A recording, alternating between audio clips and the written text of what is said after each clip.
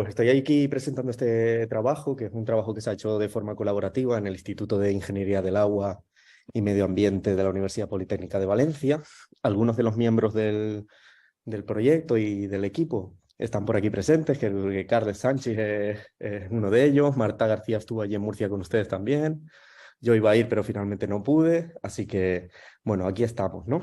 Y un poco este proyecto, este trabajo responde a la necesidad de mayor innovación en materia de agua y sobre todo en materia de gobernanza del agua, ¿no? Algo que vaya más allá de los procesos participativos a los que estamos acostumbrados. Y además también me gusta hacer alusión a ese llamado de revolución silenciosa que supone las aguas subterráneas, ¿no? Que Ramón Llamas y Pedro Martínez acuñaron, haciendo alusión a que las infraestructuras de las aguas subterráneas no son visibles, ¿no? Y con esto viene a colación también ese moto de Naciones Unidas del año pasado, ¿no? De hacer visible lo invisible con las aguas subterráneas.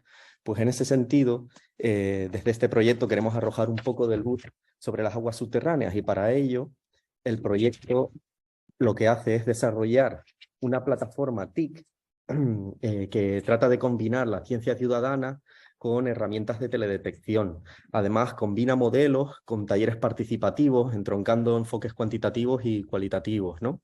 Y además, otra compañera del equipo de este proyecto, Irwan Water, que es Elena López Gum, que es una conocida también seguro de todos y todas, ¿no? Que ha desarrollado lo que se conoce como un serious game, ¿no? Para hacer esa participación a través de la gamificación tan famosa, ¿no? Y métodos y modelos que incluyan pues, esos elementos de innovación que son tan necesarios, ¿no? Bueno, de los resultados de esto, el diagnóstico que hemos realizado participativo en el caso de Requena Utiel ha utilizado varios marcos, ¿no? A modo de gafas, como diferentes lentes para estudiar ese diagnóstico, ¿no? Y os animo a todos, a que si queréis profundizar en esos marcos teóricos, a ver no sé si se ve mi puntero, pero bueno, ese paper que está por venir, que Carles Sánchez ha dedicado a desarrollar más en profundidad con todo el equipo y que hemos presentado a la revista de International Journal of the Commons y donde desde un punto de vista más sociológico se hace eco de este diagnóstico, ¿no? Participativo que iniciamos con el proyecto Iran Water. Bueno, el contexto de Requena-Utiel, del acuífero, no sé si alguno lo conoce, pero bueno, estamos hablando de casi 1000 kilómetros cuadrados. El río de descarga es el río Magro, 24 comunidades de regantes agrupadas en 2 unidades productivas que tienen fuentes de recursos de tipo mixto, ¿no? Aguas subterráneas, pero también superficiales y sobre todo la presencia de casi 1145 pozos de extracción, esos famosos pozos 7000 que la normativa permite, ¿no? Y bueno, en general se puede hacer un diagnóstico somero atendiendo al plan hidrológico de que existe un mal estado cuantitativo del acuífero, ¿no? El principal cultivo es el viñedo. Y bueno, lo que hemos desarrollado en el proyecto, lo que yo vengo a presentar en realidad son los esbozos de un primer taller, unos talleres participativos que estamos desarrollando a través de, bueno, una identificación de actores, entrevistas semiestructuradas y el propio workshop como a modo de IAP, ¿no? Donde hemos desarrollado un mapa conceptual colectivo, un diagnóstico participativo, utilizando pues, las técnicas Likert, ¿no? Que los actores tengan que identificar problemas, medidas, la afectividad y la aceptabilidad de las mismas, etcétera, ¿no? Y bueno, de esos workshops, aquí unas pocas imágenes, porque normalmente siempre le echo la bronca a la gente de que cuando hablamos de stakeholders engagement y todo esto, que por lo menos hay que ponerlo, ¿no? Hay que poner que hay gente detrás de todo lo que hacemos, ¿no? Y un poco aquí están esas imágenes. De hecho, abajo a la izquierda, en la imagen nos pueden ver a Carles, a mí mismo y a Esther, y bueno, y aparte del equipo, en uno de los, no sé si está en la sesión plenaria, uno de los subgrupos, pero bueno, simplemente para que vieseis de dónde sale esa información que estáis viendo ahora aquí, ¿no? En la que no me voy a detener, porque está en la comunicación, también está en el paper, así que no quiero alargarme más. Lo que sí me gustaría adelantarles, ¿no? Y es un pequeño detalle, ¿no? Que me quedé con ganas de decirlo quizá en la comunicación y también en el paper de Carles, que no se llegó a materializar. Y es que aunque el proceso pretende ser con un enfoque de ciencia ciudadana y de abajo arriba, aún destacamos que los elementos cruciales que los actores identifican son precisamente los que propone o los que respalda el proyecto. Entonces, bueno, quizás deberíamos ser también un poco autocríticos y saber reconocer que también somos pecadores de la direccionalidad, ¿no? Entonces, bueno, ese es un poco el detalle, pero que sí que hay más vida detrás de todos estos procesos participativos, ¿no? Porque nosotros habíamos identificado una serie de medidas que con el proyecto podríamos apoyarlas, pero es que de estos procesos participativos bottom-up aparecieron pues otras tantas o más, ¿no? Más de 20 medidas que no habían sido contempladas y que son relevantes para los actores del sistema, ¿no? Actores que han sido representativos del sistema, con diferentes backgrounds, diferentes categorizaciones, provenientes del sector público, del sector privado, etcétera, ¿no? Y de todos ellos también se pueden obtener medidas e ideas que puedan aportar realmente soluciones innovadoras, ¿no? Yo siempre acabo diciendo lo mismo, que es que si contamos con los mismos de siempre, pues obtendremos las mismas soluciones de siempre y eso no será innovador. Y ya está. Y con esto termino. Pues muchas gracias, Sergio, por la presentación y también por ajustarte tan perfectamente al tiempo disponible de 6 minutos. Y damos la palabra a Regina Besa Santos, que va a presentar la comunicación Effect of Agricultural Practices on Water Quality and the Health Status of Fish. Cuando quieras, Regina. Sim. Chamo-me Regina, como já foi dito, sou aluna de doutoramento em Ciências Químicas e Biológicas na Universidade de Trás-os-Montes, São Teodoro. A tese teve como um dos objetivos avaliar o efeito da atividade agrícola na qualidade da água da Ribeira da Vilariça e esta na saúde de duas espécies de ciprinídeos autóctones, o barbo ibérico e a boga do Douro. O trabalho foi desenvolvido na Ribeira da Vilariça, que é uma subbacia do rio Sabor, e este, por sua vez, um afluente do rio Douro. A bacia tem uma área de apenas 324 km² e é composta maioritariamente por agricultura, que ocupa cerca de 42% da área. As culturas dominantes são a oliveira e a vinha. As campanhas de campo foram realizadas no verão de 2016 e no inverno de 2017, em 4 locais de amostragem distribuídos ao longo da Ribeira e o seu principal afluente. Nos locais de amostragem foram recolhidas amostras de água e capturados indivíduos de barbo e boga. Nas amostras de água foram medidos os parâmetros temperatura, oxigênio dissolvido, pH, condutividade, nitritos, nitratos, fósforo, entre outros, e também metais como ferro, alumínio, arsénio, cádmio, entre outros. A avaliação da qualidade da água seguiu a metodologia proposta pela classificação do estado das massas de água superficiais para usos múltiplos, exigida pela legislação portuguesa e pela Diretiva Quadro da Água. No que refere às amostras de peixes, foram capturados de 1 a 7 indivíduos de cada espécie com recurso à pesca elétrica. Posteriormente, em laboratório, procedeu-se ao processamento das amostras dos órgãos brânquia, fígado e gónada, seguido a identificação das alterações histopatológicas. Foi utilizado um método semi-quantitativo no cálculo da severidade das alterações. Em termos de resultados, o que é que se obteve? No verão de 2016, a água foi classificada como pouco poluída na área montante da bacia e poluída na restante área. A classificação do rio como poluído deveu-se à elevada temperatura, baixa concentração de oxigênio dissolvido e maior concentração de arsénio e manganês. Foram também registadas maiores concentrações de nitratos e metais como ferro, zinco, chumbo, cobre e cobalto nesta estação comparativamente ao inverno. Por sua vez, no inverno, a classificação da água foi de extremamente poluída e deveu-se à alta concentração de sólidos suspensos totais, nitritos e cádmio. Também a comparação com a estação do verão permitiu ver que nesta estação houve uma maior concentração de fosfato e de metais crómio, níquel e alumínio. As observações dos órgãos permitiu identificar 13 alterações histopatológicas na brânquia e outras 13 no fígado e 2 na gónada, de ambas as espécies. Vasodilatações, edemas, liftings, necroses foram as alterações histopatológicas mais comuns na brânquia, enquanto que o centro de melanoma macrófagos, ruptura endotelial e vacuolização degenerativa foram os mais comuns no fígado. Na gónada foram observados agregados de macrófitos e fibrose intersticial. A classificação da severidade nos órgãos analisados mostrou que 98% e 68% dos peixes exibiram alterações histológicas pronunciadas e severas na brânquia e no fígado, respectivamente.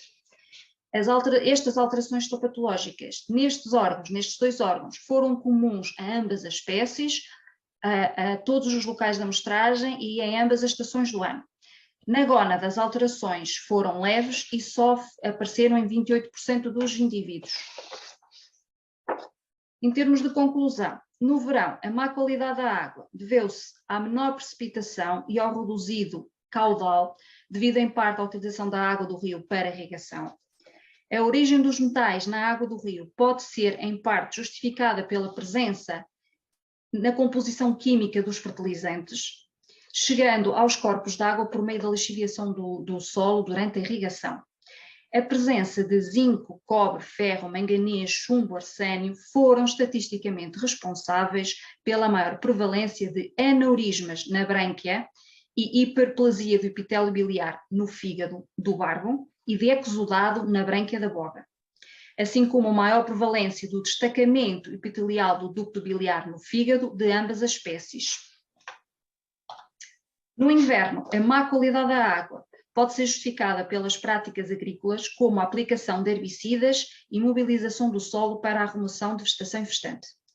Estas práticas promovem a erosão do solo, que é propiciado pela maior precipitação, associada também a um conjunto de fatores como a topografia íngreme, camada do solo fina, baixa cobertura vegetal e incêndios florestais.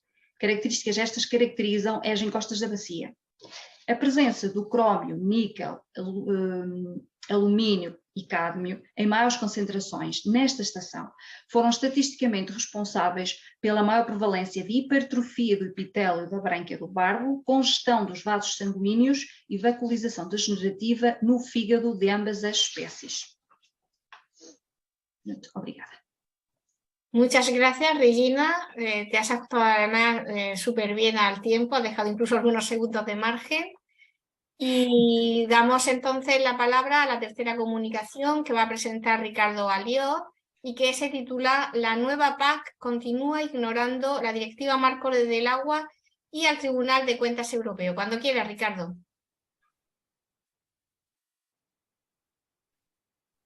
Muy bien, pues me vais a permitir que comparta pantalla y ponga en marcha el cronómetro. Sí, no te preocupes. ¿Ya se ve? Sí, ahora se ve. Falta que maximices. Perfecto. De acuerdo, muy bien. Pues este es el título de la comunicación y ahí figuran los autores. Entraríamos al trapo directamente. En septiembre del año 21, el Tribunal de Cuentas Europeo hizo público un informe especial titulado Uso sostenible del agua en la agricultura. 2 puntos. Probablemente los fondos de la PAC favorecen un consumo mayor de agua, pero no más eficiente. El título creo que es suficientemente elocuente. Por cierto, la falta de eficiencia no hacía tanto referencia a lo que sería la eficiencia técnica del riego, sino a una aplicación de fondos del primer pilar de la PAC que estimulaban cultivos altamente demandantes en agua o de bajo valor añadido o excedentarios en zonas muy áridas, en condiciones de regadío. En este informe, que recomiendo leer a todo el mundo, es accesible, está en castellano, repasa, enumera toda una serie de disfunciones que se vienen denunciando hace tiempo y en particular nos vamos a centrar en las 2 últimas que he subrayado, que literalmente dicen que los programas de desarrollo rural rara vez se utilizan para mejorar los aspectos cuantitativos del agua y que la mejora de la eficiencia en la modernización de regadíos puede reducir el uso, pero aumentar el consumo de agua debido a la paradoja hidrológica y el efecto rebote. La Comisión Europea, en su documento de contestación, argumentó que, en la nueva PAC se corregirían tales contradicciones, pero finalmente, lamentablemente, no ha sido así.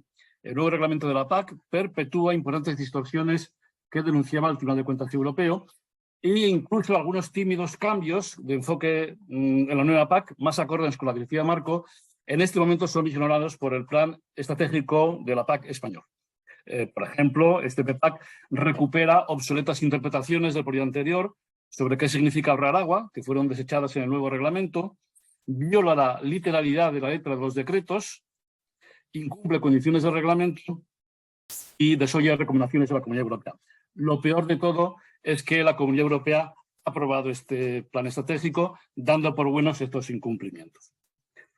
Un resumen veremos en esta presentación de este análisis de incumplimientos de la nueva PAC en relación a los reglamentos vigentes relativos a inversiones en regadío, que la Fundación de la Cultura del Agua y que está accesible en su librería repositorio de documentos.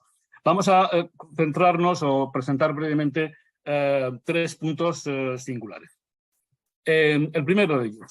El Tribunal de Cuentas Europeo en este informe denunció que la condicionalidad de la PAC para algunas inversiones en regadío solo se exigirían si estas inversiones afectaban a masas de agua subterránea y superficial que hayan sido calificadas con estado inferior al bueno en el correspondiente plan hidrológico de demarcación, y atención, aquí viene lo importante, con una coletilla, que es por motivos relativos a la cantidad de agua.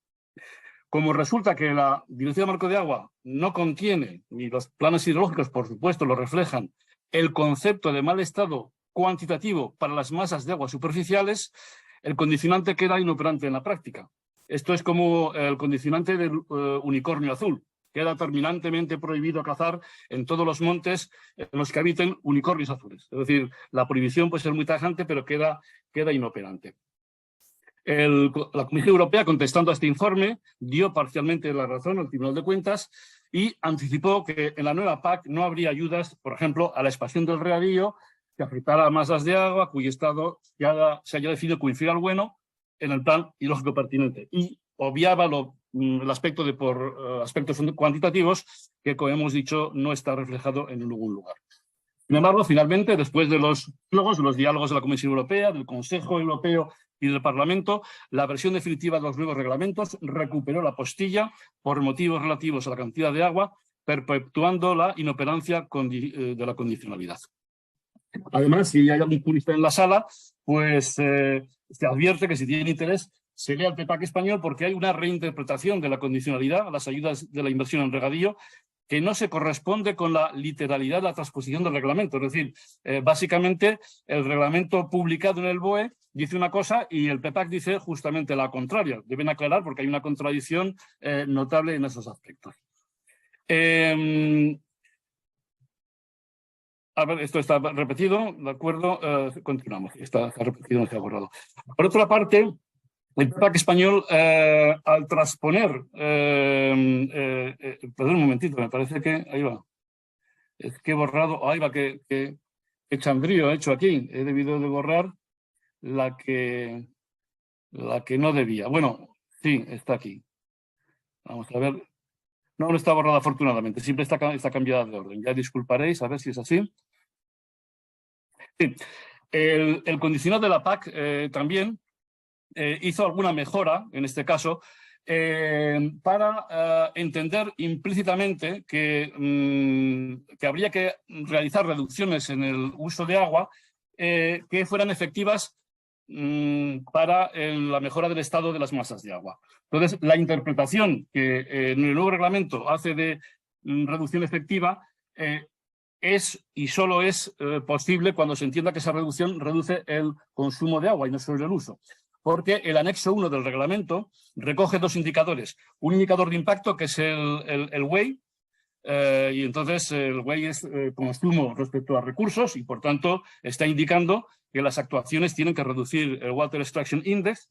Y, por otra parte, aparece un indicador de resultados, que es el R23, que compromete a las actuaciones a que reduzcan o mejoren el balance hídrico. Hay que tener en cuenta que el balance hídrico para un regadío es agua usada menos agua retornada. En definitiva, lo que hay que mejorar es la reducción de agua consumida según estos indicadores.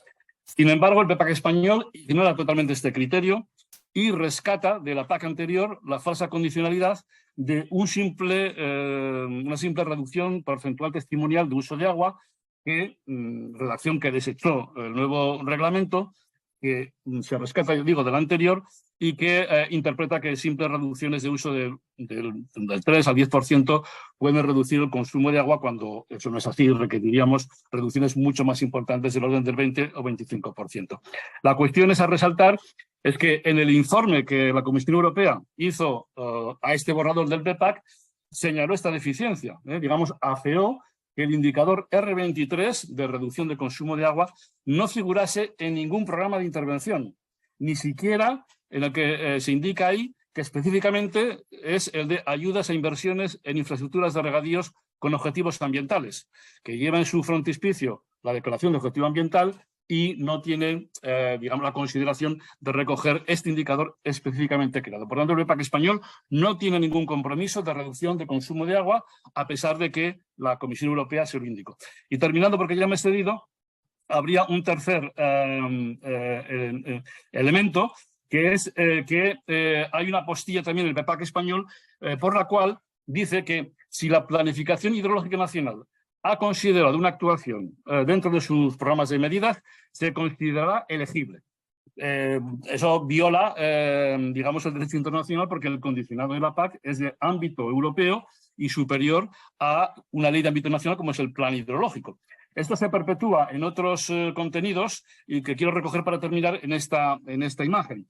Las autoridades europeas, a través de la PAC, han renunciado explícitamente, así se lo dijeron al Tribunal de Cuentas Europeo, que les exigía mayor vigilancia, mayor proactividad, y renunció a esta mayor vigilancia diciendo que deben de ser las autoridades de Cuenca las que vigilen la aplicación correcta de las directrices de la PAC, ¿de acuerdo? Sin embargo, cuando vemos los planes hidrológicos del tercer ciclo, por ejemplo, la demarcación del Ebro, las autoridades hidrológicas devuelven la pelota a las europeas y dicen que no van a hacer ninguna vigilancia especial, básicamente, porque se va a tener el plan de Cuenca a lo que digan los financiadores de la PAC, que como son europeos y, digamos, importan normas de carácter europeo, se entiende que lo que digan vendrá conforme a la PAC. Digamos, para concluir, que el Tribunal de Cuentas Europeo, en definitiva, ha quitado la razón a ambos. Por una parte, ha establecido que realmente la PAC no tiene un interés o unas medidas suficientemente desarrolladas para que se cumplan las directrices y la integración correcta con la que decía Marco, y por otra parte queda también claro y queda en entredicho que los elementos que vengan de Europa, no necesariamente de diversos frentes, en este caso de agricultura, tienen por qué ser, porque vengan de Europa o estén aprobados por el Parlamento Europeo y por los órganos competentes, tienen por qué ser 100% compatibles con la PAC. Pues muchas gracias y perdón por la pequeña confusión y la extensión. Vale, gracias Ricardo. Sin más dilación, pasamos a la cuarta y última comunicación de esta primera parte, antes de abrir las preguntas, que va a versar sobre el potencial del uso de imágenes y drones para monitorizar los cultivos de arroz en el Bajo Mondego en Portugal, y que presenta Romeu Gerardo. Romeu, cuando quieras.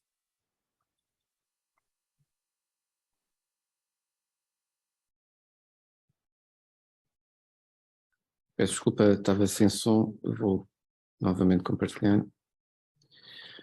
Muito boa tarde, meu nome é Romeu Gerardo, eu sou aluno de doutoramento da Universidade de Coimbra e estou aqui juntamente com a professora Isabel Pedroso Lima e pelo professor João Pedroso Lima a apresentar o trabalho sobre a potencial de aplicação de drones na motorização do cultivo de arroz no Baixo Mondego.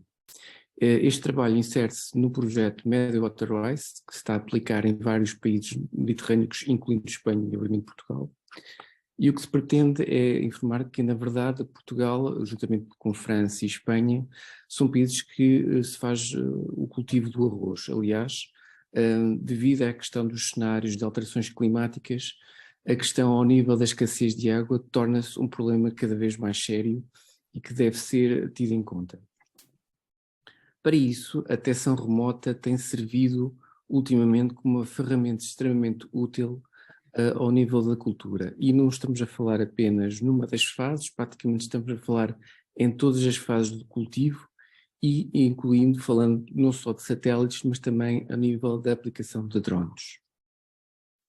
O principal objetivo deste estudo é, por um lado, perceber, compreender ou ter uma melhor estimativa do consumo de água na rega do arroz, utilizando para isso produtos de detecção remota, nomeadamente drones, e por outro lado, aplicar, digamos, índices de vegetação, o famoso NDVI, Índice de Vegetação por Diferença Normalizada, mas também através do outro índice também não tão utilizado, nomeadamente o Índice de Diferença Normalizado do Vermelho Limítrofe, em que utiliza o REDES como o diferencial, nomeadamente na fase reprodutiva do arroz. A nossa área de estudo está situada na região centro de Portugal, nomeadamente no Baixo Condego, numa quinta denominada Quinta do Canal, em que possui 347 hectares e é feita exclusivamente o cultivo do arroz. Aqui vemos em pormenor as 10 parcelas que nós tivemos, que estamos a ter no nosso estudo, sendo que chama a atenção que a parcela 6 e 9 foram utilizadas no projeto Media Water Rice e na parcela 6 foi o alvo deste mesmo estudo. Como materiais e métodos, nós utilizamos um drone, portanto um drone que estava equipado com uma câmara RGB e com um sensor multiespectral MicaSense REDES, que nos permitiu obter não só o NDVI, mas também o REDES. Para melhor compreensão da evolução do NDVI, aqui posso-vos mostrar, portanto, a evolução do NDVI ao longo da época do cultivo do arroz, em que podemos verificar que em maio há um abaixamento do sinal em virtude da introdução de água nos canteiros, que faz com que o sinal de NDVI, que é um sinal associado a parâmetro vegetativo baixo, e a partir daí cresce até meados de agosto. Portanto, nós entre finais de julho e início de agosto temos o expoente máximo de NDVI e depois a partir daí começa a haver o decaimento em virtude também da passagem da cor verde, em que podemos observar neste gráfico, para um tom mais amarelo e portanto esse nível de NDVI vai caindo. Ora bem, é neste ponto, ao nível do expoente máximo do NDVI, que este estudo se vai focar, nomeadamente na apresentação da aplicação do REDES. Ou seja, nós através do NDVI podemos ver no seu expoente máximo, como esta imagem foi retirada no dia 9 de julho, em que é possível ver que a parcela praticamente não aparenta ter problemas, mas quando nós utilizamos o tal índice NTRL, onde é aplicado o REDES, verificamos que existem algumas manchas a vermelho, o que denota possíveis deficiências ao nível da água nesse mesmo canteiro. Portanto, o NDVI, apesar de ser extremamente utilizado, pode ter lacunas, nomeadamente quando existe uma saturação desse mesmo sinal. E o REDES, que nos foi dado através do drone, permite-nos verificar que essas tonalidades às vezes podem ser facilmente detectáveis. Como considerações finais, existem enormes potencialidades utilizadas do uso de ferramentas de detecção remota na monitorização das parcelas de arroz. Obviamente que os índices devem ser adaptados caso a caso. O NDVI é um deles, como o REDES é outro, mas existem outros que possam ser utilizados. E um aspecto extremamente importante é que a detecção remota permite obter informações temporais e espaciais, o que vai permitir mesmo aos agricultores uma melhor gestão dos recursos de água, que são extremamente fundamentais neste tipo de cultura. E para finalizar, quem quer verificar, ou seja, consultar o artigo que está por base desta apresentação, convido-os a visitar este mesmo artigo. Obrigado. Muchas gracias, Romeu. Y si os parece, abrimos un espacio de unos 25 minutos que tenemos, gracias a que todo el mundo os habéis ajustado pues bastante bien, pues para preguntas o muy breves comentarios. Entonces, quienes queráis intervenir, levantáis la mano. Si alguien tiene problemas para usar la herramienta a mano de Zoom, podéis solicitar la palabra a través del chat y yo iré dando la palabra, ¿de acuerdo? Adelante, Pilar. Boa tarde, vou falar em portuñol. É uma pergunta para a Regina. Regina, quando é que habéis detectado máis poluição? No verão ou no inverno do rio? Regina, tienes el micrófono cerrado, tienes que abrirlo y repites lo que estabas empezando a decir. Desculpem. No verão verificou-se uma maior poluição da água, uma maior concentração de metais. No entanto, no inverno, a poluição foi extrema por causa dos sólidos suspensos totais, que foram muito, foi cerca de 31 vezes mais no inverno do que no verão. Só para ter uma ideia. Por isso é que no inverno a água foi classificada como extremamente poluída, devido aos sólidos suspensos totais, que vão, obviamente, parar a água, devido à erosão, à água do rio, devido à erosão dos solos. E eu, na erosão dos solos, eu abordo não só as práticas agrícolas, mas também todas as características da bacia, que é o facto das encostas serem íngremes, o facto dos incêndios florestais que ocorrem no verão, que isso, a própria vegetação que também é escassa, o solo é um solo fino, e depois as práticas agrícolas, não é? Como já sabemos, a aplicação de herbicidas e a mobilização do solo, isto tudo depois faz com que em época mais chuvosa tudo isto vá parar a água, e com isso vai muito fósforo e também o cádmio que está associado aos coloides das partículas do solo. Acho que mais alguma coisa? Sí, metais pesados van de fertilizantes y herbicidas. Diga? Los metales pesados Sí. que detectáis en el río Sí. provienen de los fertilizantes Sí. y los herbicidas. Sim, à partida sim, é dos fertilizantes. Neste caso, a presença do fósforo e do cádmio mostra-nos que há uma fertilização muito rica em fósforo, e os fertilizantes ricos em fósforo também têm cádmio associado na sua composição. Claro que existe legislação que estipula os valores máximos, mas creio que esses valores devem estar a ser ultrapassados, e é por isso que eles depois aparecem na água em maiores concentrações. Gracias, Regina. Y tiene la palabra Leandro. Hola, buenas tardes. Aprovechando que hay tiempo, ha sido tan ajustado al suyo, Sergio, en su presentación, que me gustaría conocer algunas de esas medidas bottom-up que ha mencionado su existencia, pero que, claro, no ha tenido tiempo de alguna selección de las más interesantes o innovadoras que se hayan podido identificar en este proceso, en esta investigación que has presentado, Sergio.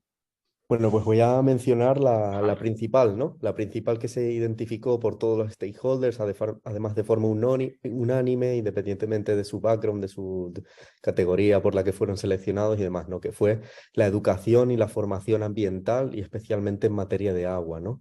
Y sobre todo recalcar el valor social que tiene el agua, ¿no? Que no es un recurso cualquiera, que es fundamental en nuestras vidas, en nuestro día a día para todas las personas, y que parece increíble que eso no haya calado todavía en nuestras sociedades. Y entonces me pareció curioso, ¿no? Que ellos al unísono sacasen esa propuesta de reforzar esa educación o esa percepción del agua y del entorno que nos rodea, ¿no? Por parte de los propios actores, ¿no? Cuando normalmente eso pues queda como en la utopía, ¿no? Y sin embargo fue su primera medida en la que todos confluían y en la que, por supuesto, pienso que habría que empezar, ¿no? Y empezar desde hace mucho tiempo.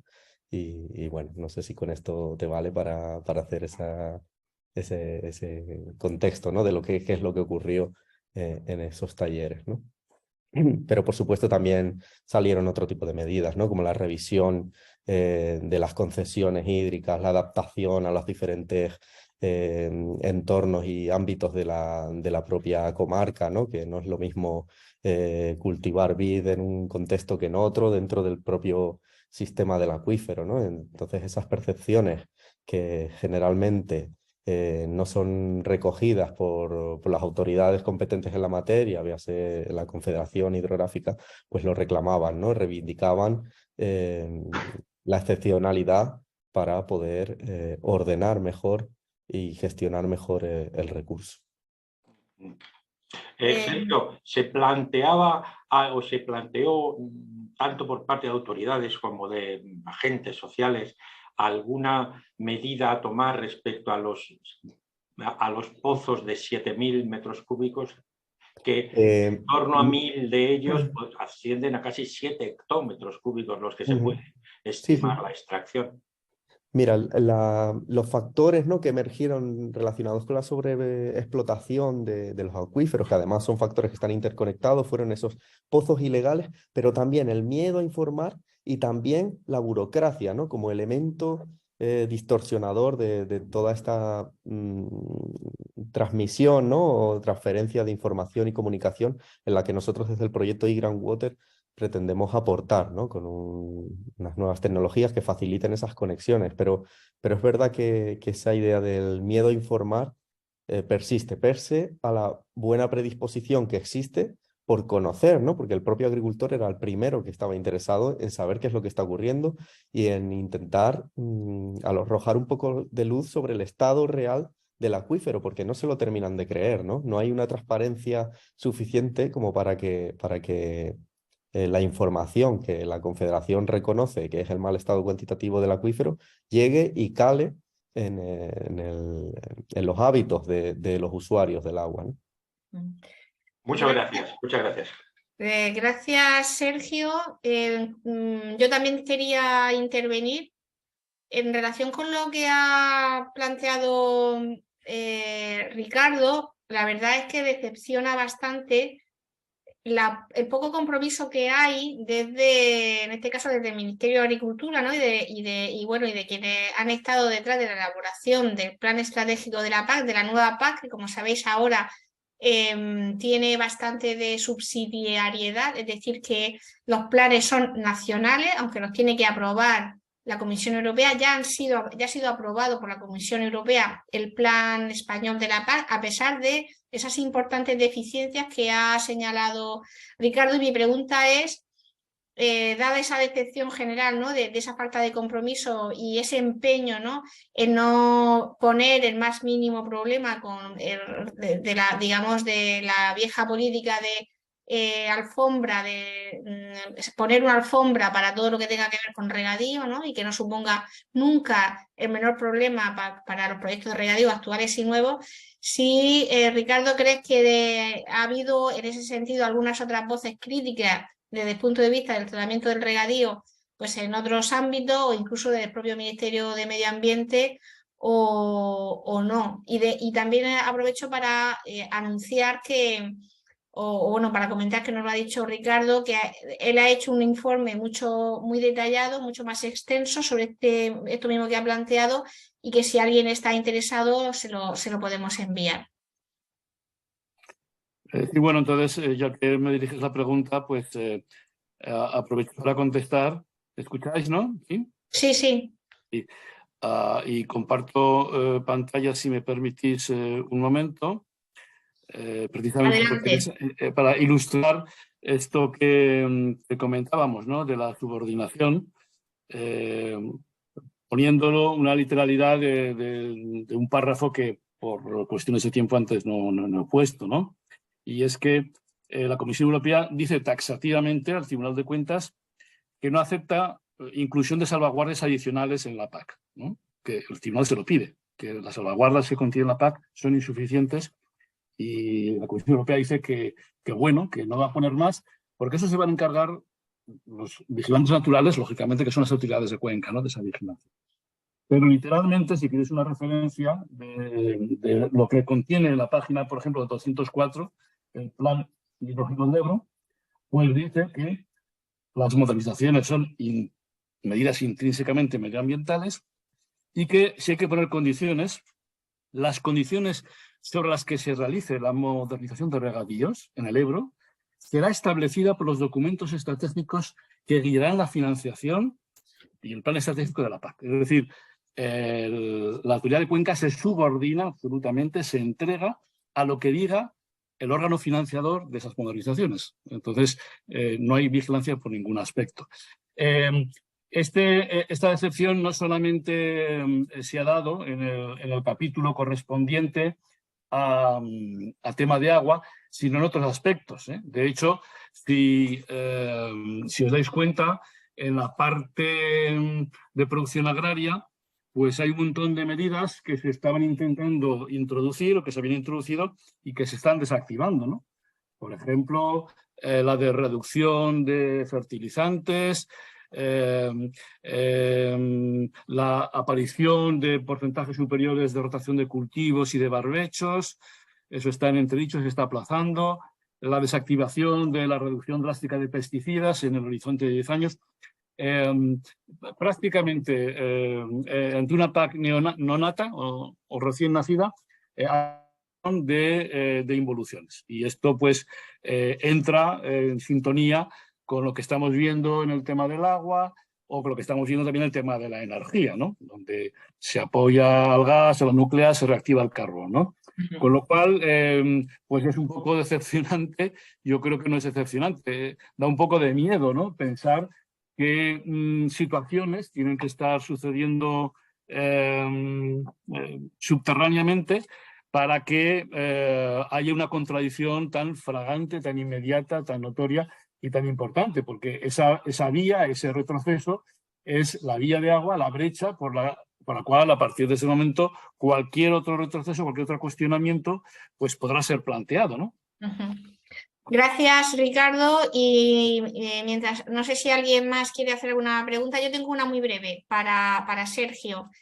Se suele señalar que uno de los problemas cuando se trabaja, digamos, en procesos participativos es el cansancio de los actores. Y cuando estamos hablando de procesos en los que queremos que haya cierta co-creación, cierta coproducción, que no pueden reducirse a un workshop de 2 horas y si te he visto no me acuerdo, sino que hace falta que haya varias sesiones y que haya, digamos, una implicación más duradera en el tiempo, te encuentras con el cansancio. Entonces quería preguntarte si habéis tenido problemas de cansancio de los actores y si lo habéis tenido, pues cómo habéis combatido eso o qué tipo de incentivos habéis tenido para, o simplemente, o directamente hay tal entusiasmo entre los actores que ellos han querido mantener esa continuidad sin más. Sí, de momento, la verdad, Carles quizá pueda comentar más sobre esto, ¿no? Porque es el que ha estado desde el principio. Yo me incorporé más tarde al proyecto y no conozco el proceso de trabajo con los agentes en este caso concreto. Pero sí que es verdad que es una situación que hay que considerar y yo pienso que la forma de quemar o cansar a los stakeholders no es tanto por el abuso del uso, sino por la desatención o el cuidado de los mismos, ¿no? No podemos pedir sin dar nada a cambio todo el rato, ¿no? Eso no puede ser. Entonces, cuando somos conscientes de que estamos pidiendo, pues tenemos que ser también coherentes y dar, ¿no? Dar para después recibir es una buena filosofía, ¿no? Y en este sentido, concretamente, nos lo están poniendo muy fácil porque es realmente interesante el proyecto para ellos, hasta tal punto, que Carlos lo puede decir aquí, que nos han copiado el proyecto y prácticamente nos lo han boicoteado, ¿no? O sea, hemos intentado conseguir financiación para poder desarrollar una aplicación y les ha gustado tanto la idea que la Junta Central de Regantes se ha consolidado como la primera desarrolladora de una aplicación como la nuestra en paralelo, que se supone que va a ser mejor, ¿no? Y de hecho, ahora estamos readaptando el proyecto para intentar aportarles algo más que eso, ¿no? Y centrarnos en otros aspectos. O sea, imagínate hasta qué punto son proclives, ¿no? A colaborar, a desarrollar estudios conjuntos con la universidad, con la confederación. Están sedientos de información, ¿no? Y ahora, en la época de la buena gobernanza y de la transparencia, pues es un momento en el que tenemos que aprovechar eso. No se me ocurriría nunca hablar de cansancio de los stakeholders, ¿no? Perfecto, bueno, pues muchas gracias, Sergio. Si os parece, dado que no hay ninguna pregunta. Sí. Julia, Marta tenía una pregunta. Ah, vale, disculpa, Marta, adelante. Marta es que lo había puesto en el está chat, que no veo la mano. Marta puede complementarme también perfectamente, ¿eh? Sí, bueno, no, muy bien, Sergio, o sea que has dicho, bueno, lo que hay, o sea, más que cansancio, que no creo que haya cansancio, ha habido otro tipo de reticencias a participar por parte de los usuarios, que bueno, las hemos ido salvando y al final yo creo que hemos conseguido una participación bastante positiva y además, pues bueno, me estaba diciendo Carles que vamos a hacer una reunión ya para devolverle los resultados, o sea que yo creo que más allá del tema de que la aplicación sea nuestra o sea de ellos, que yo creo que al final el objetivo es mejorar la gobernanza. De quién sea la aplicación tampoco creo que sea tan importante, ¿no? Como que al final consigamos que los propios usuarios mejoren el estado de su acuífero y sean conscientes que no eran, ¿no? De que el acuífero pues no está tan bien, ¿no? Hay una falta de información ahí. Bueno, aparte de esto, yo más que una pregunta era una felicitación, ¿no? A Ricardo por poner encima de la mesa este tema de la descoordinación entre las políticas agrarias e hidráulicas, ¿no? Y lo importante que es, o sea, que una política hidráulica sin tener en cuenta la política agraria no tiene ningún sentido. Y bueno, y ver estas incoherencias, ¿no? Y mi pregunta iba un poco en el sentido de lo que le has preguntado tú, Julio, o sea, que ya está. Y decirle a Ricardo que nos interesa mucho su trabajo y que si nos lo puede hacer llegar a mí o a Carles, pues genial. Nada más, darle la enhorabuena por su trabajo. Vale, pues gracias Marta, y si os parece seguimos con la segunda parte de las comunicaciones, ¿vale? La siguiente sería nuevos indicios del incremento de consumo de agua y energía tras los programas de modernización de regadíos en España, que presenta Ricardo Aliot.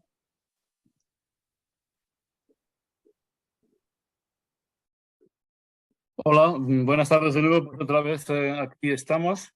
A ver si ahora me puedo ajustar más al tiempo adjudicado. Nuevamente, sin más prolegómenos, entramos en materia. Y bueno, yo creo que casi todos coincidiremos en que los procesos de modernización de regadíos habituales encontramos que, aunque en ocasiones pudiera reducirse el uso de agua, acaba incrementándose el consumo a nivel de cuenca debido a la paradoja hidrológica de la eficiencia y al efecto rebote de intensificación y estación. No obstante, desde el sector agrario y la administración agraria y del agua se niega que esto suceda, salvo en pequeños corrillos en privado, ¿no? A pesar de que estos efectos están extensamente documentados y hay evidencias empíricas abrumadoras. Por ejemplo, presentamos aquí el famoso informe de 2017 de la FAO, señalando estos problemas, estos efectos rebote, y un par de publicaciones muy recientes que afectan tanto al Estado español como a otros países, de autores nacionales. En un trabajo reciente del año 20 de Espinosa, Berbel y Gutiérrez, se expone una sencilla metodología, sencilla es una hoja de cálculo, pero que tiene la enorme virtud de ser pública y por tanto puede ser expurgada, analizada y está muy bien documentada, en la cual estima la evolución del consumo y uso de agua. Creo que todo el mundo sabe distinguir entre ambos aspectos, para no extenderme en esa distinción. En el regadío, en el periodo 1950-2018, en España. La línea azul correspondería al uso, la línea naranja al consumo, evapotranspirativo, y la línea gris a los retornos.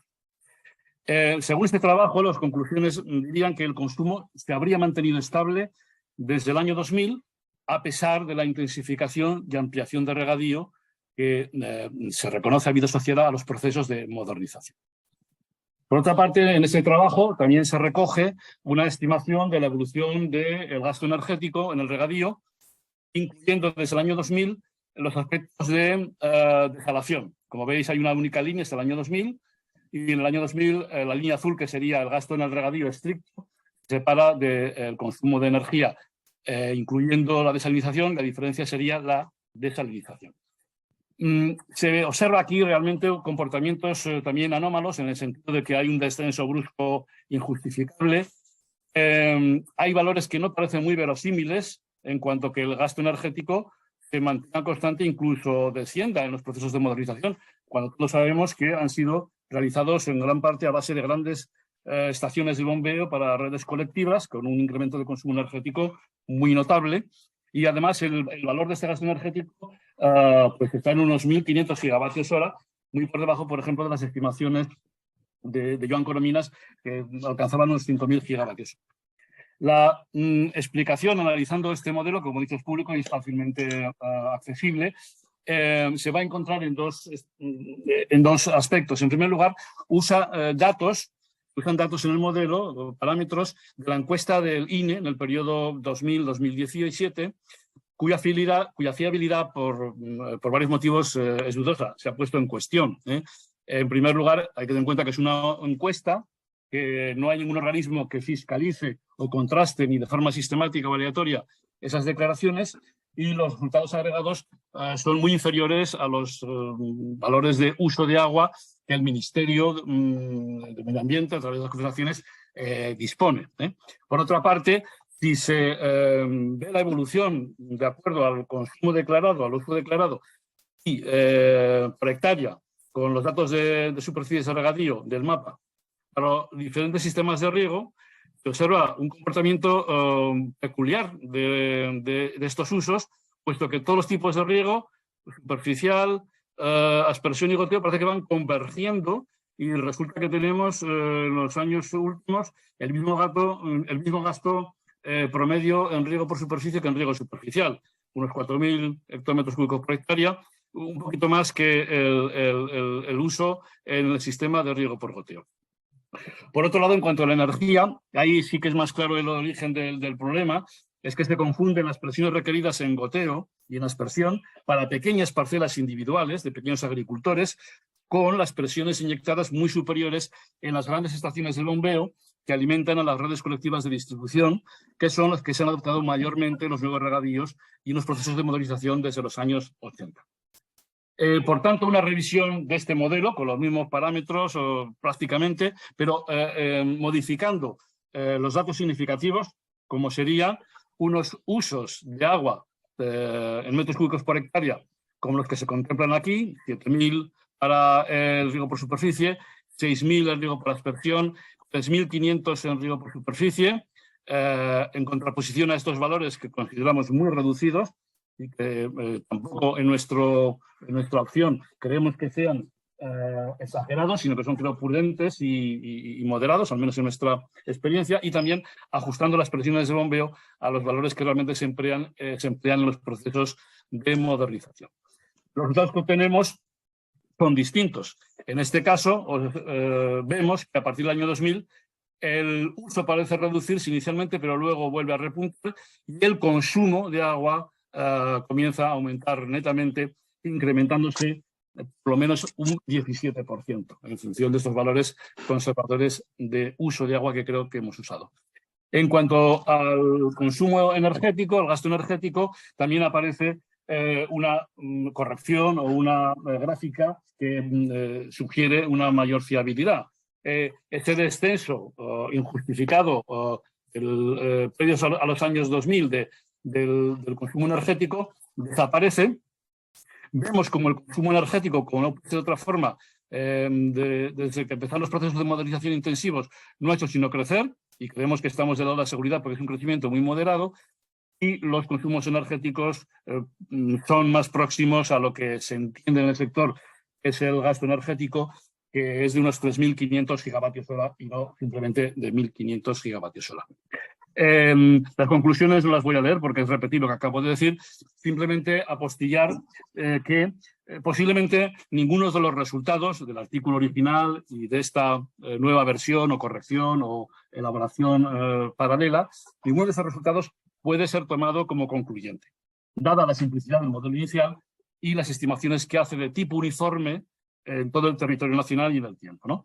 Pero, no obstante, con estas hipótesis que hemos incluido, que son ciertamente plausibles, nuevamente, incluso con el modelo original conceptual, el efecto rebote vuelve a ser inferido, como no puede ser de otra manera, explicado por la paradoja hidrológica y por la intensificación y ampliación del regadío que ha sucedido a raíz de los procesos referidos.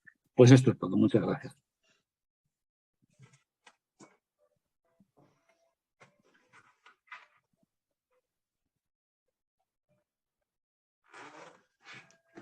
No te oímos, Julia. Perdón, decía, muchas gracias, Ricardo. Y pasamos a la segunda comunicación de esta segunda parte, que se titula Contaminación difusa de origen agrario y calidad del agua de consumo humano, el caso de la Mancomunidad de Les Garrigues, que presenta Luis Hernández. Cuando quieras, Luis.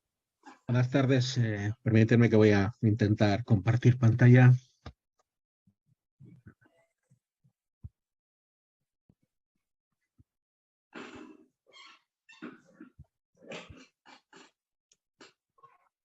Ya está, ¿no?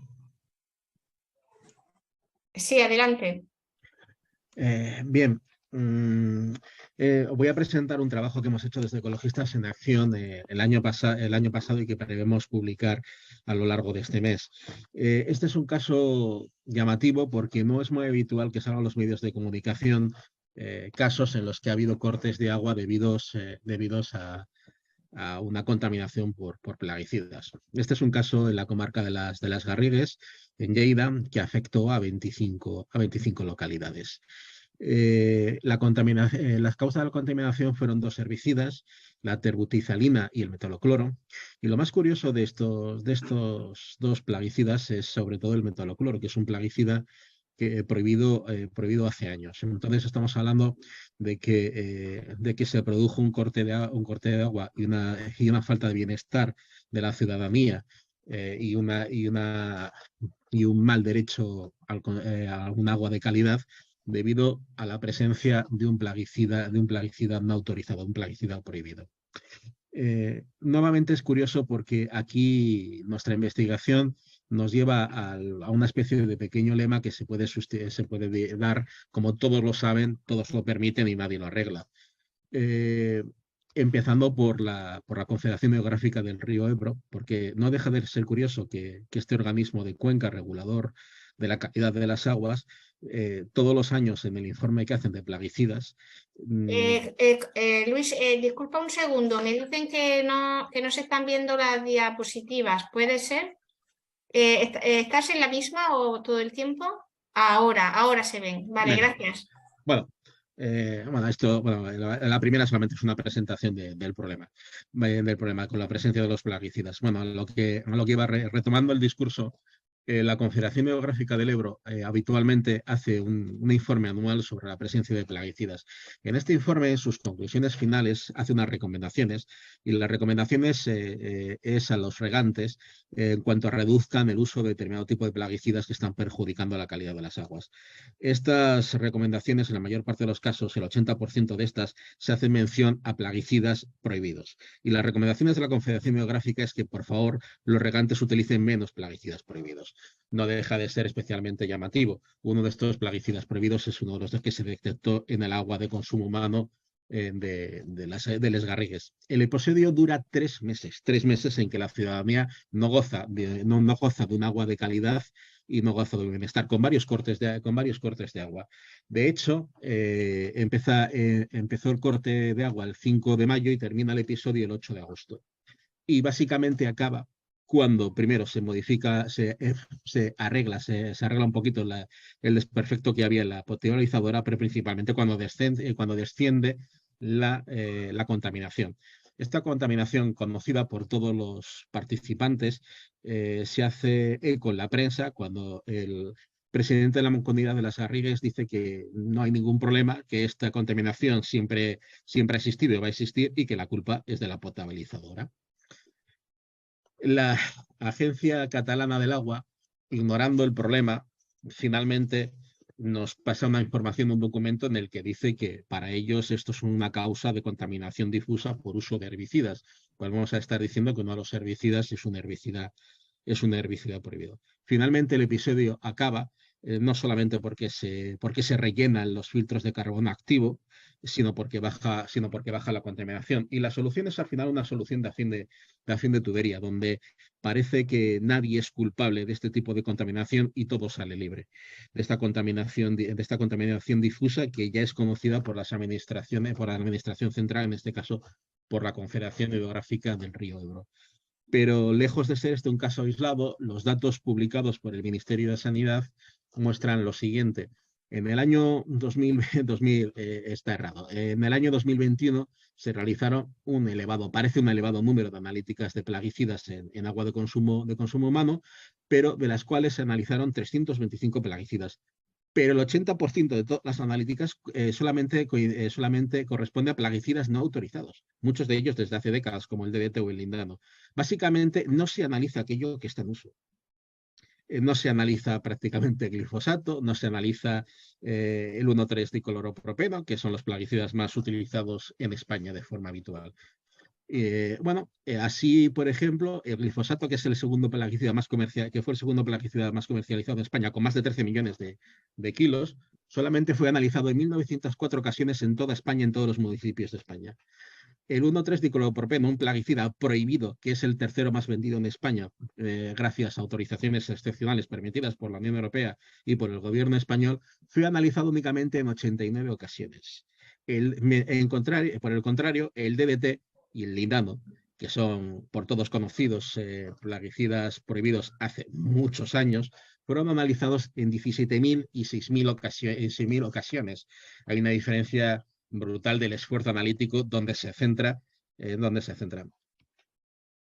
Además, este número de analíticas que parece tan enorme, tan vasto, al final se traslucen en una serie de números proporcionados por el Ministerio. En el 44% de las zonas de abastecimiento no se analiza el total de plaguicidas. Casi en el 38% de las zonas de abastecimiento no se analizan los plaguicidas individuales.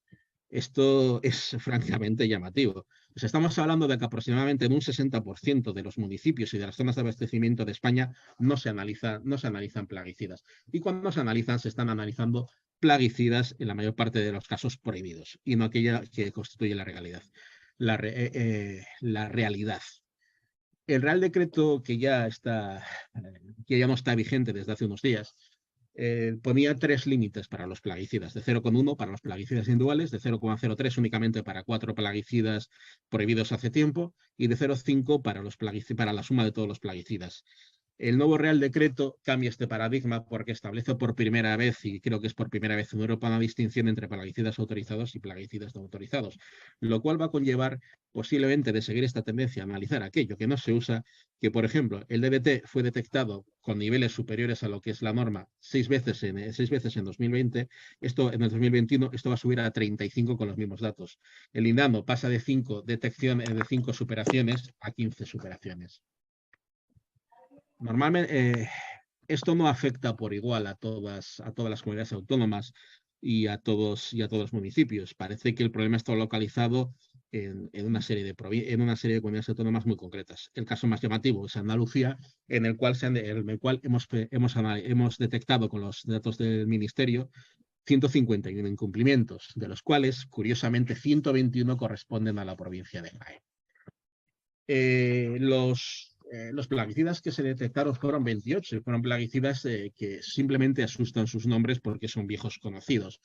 El aldrin, el AMPA, de lo poco que se ha analizado, el metabolito de degradación del glifosato, pero también todas las variedades de DT, endosulfán, endrina, todas las variedades relacionadas con el lindano, desde el alfa hasta el gamma, etcétera, etcétera. ¿Esto qué es lo que nos lleva a concluir? Que sin una acción directamente decisiva por parte de las autoridades de reducción de la contaminación difusa, es imposible que se tenga una buena calidad del agua. Y si se tiene una buena calidad del agua potable únicamente va a ser debido a un sobreesfuerzo económico por parte de la ciudadanía, un esfuerzo que no debería corresponder, sino debería corresponder a aquellos que está causando el problema. Y que, lógicamente, no puede salir mucha contaminación de plaguicidas cuando no se analiza aquello que se utiliza. Faltamente por desconocimiento y porque las administraciones locales y regionales, las autonómicas, no cumplen con aquello que están obligados, a analizar lo que se utiliza.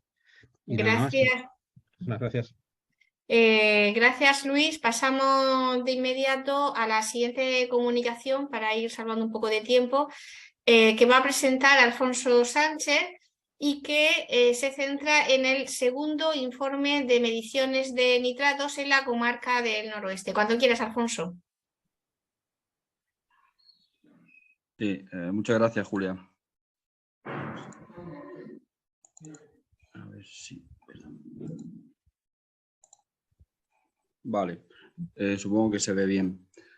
Sí, bueno, pues gracias a la colaboración también de Greenpeace, en los 2 últimos años hemos estado haciendo un control en la zona del noroeste de la región de Murcia, un control de nitratos o de concentración de nitratos en fuentes, manantiales, en acequias y todo tipo de cursos de agua, y concretamente en los ríos Quípar y Argos, en los municipios de Caravaca, de Cejín, Bullas y en parte también de Moratalla. Aquí en esta imagen, pues es una imagen del río Quípar, uno de los más afectados, como ahora vamos a decir, y hemos ido también con el objetivo de sensibilizar y de concienciar y de visibilizar este problema, pues este verano pusimos de modo simbólico una serie de carteles que también nos facilitó Greenpeace y que, bueno, pues pronto se encargaron de quitárnoslos rápidamente, ¿no? Que no estuvieran ahí. Bueno, deciros que el gran problema que tenemos en el noroeste de la región de Murcia, y no es la única región, lamentablemente, es el gran avance de la agricultura y de la ganadería intensiva. Y la consecuencia, pues los descensos acusados de caudales de los manantiales, de las fuentes tradicionales, y la contaminación de ríos y acuíferos que se ha hecho absolutamente patente en estos últimos años. Concretamente, por daros algunas cifras de transformación de secano a regadío, solamente referido al término de Caravaca, damos esa cifra porque la tenemos bastante controlada, podríamos hablar de más de 1.500 hectáreas, solamente en el término de Caravaca de la Cruz. Deciros que el regadío tradicional era aproximadamente unas 3.600 hectáreas, lo que significa que más del 50% de la superficie regable o la superficie que se ha transformado es más del 50% de la superficie tradicional que se venía regando. Deciros que las transformaciones que se han podido producir en toda la comarca del noroeste, la Universidad de Murcia, concretamente el Departamento de Geografía, en el 2020 hizo un trabajo y cifraba en unas 12 o 13.000 hectáreas la transformación de secano a regadío, tanto hortícola como frutícola. Es decir, quizás estemos dando todavía una cifra modesta, aunque hablemos solamente de Caravaca. Por esa razón, venimos demandando también que se haga infructuosamente, que se haga una verdadera auditoría por parte de la Confederación Hidrográfica de Segura o de la Consejería de Agricultura de cuál es el alcance real de las grandes transformaciones de secano a regadío y en los usos del agua desde que entró en vigor la Ley de Agua del 85. Bueno, consecuentemente las fuentes pierden de media desde principios de los años 90 más de un 60% de su caudal tradicional. Aunque este dato lo hemos sacado más bien de las que más controlamos, concretamente las de término de Caravaca, pero creemos que podemos hacerlo extensible a toda la comarca. Es una pérdida muy acusada de los caudales tradicionales, que además viene acompañada, y sobre todo desde 2015 para acá, con una contaminación por nitratos que ya supera con creces los límites permitidos.